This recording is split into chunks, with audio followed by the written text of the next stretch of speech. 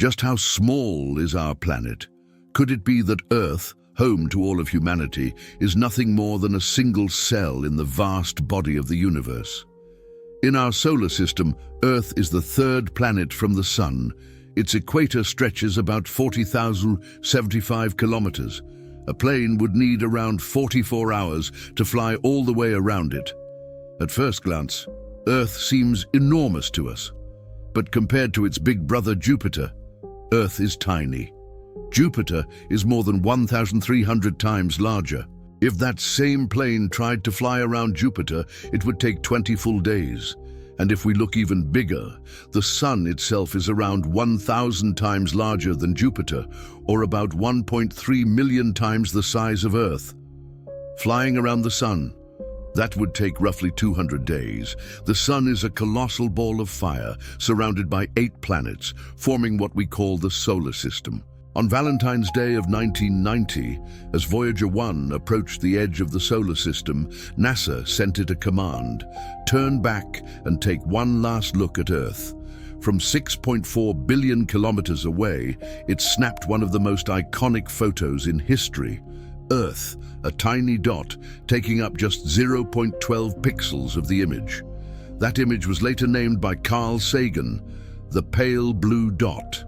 There we were, suspended in a sunbeam, a speck floating in the cosmic dark. Can you remember what you were doing at that moment?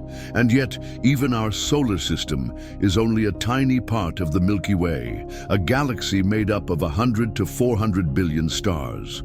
Among them, our Sun is nothing special, just another shining point. If the Milky Way were a city, the solar system might be a small house on the outskirts, and Earth, just a speck of dust inside that house. But even that is far from the end. Between 2003 and 2004, the Hubble Space Telescope focused for over 1 million seconds on a tiny patch of sky in the Fornax constellation. The result? One of the deepest images of the universe ever taken, the Hubble Ultra Deep Field.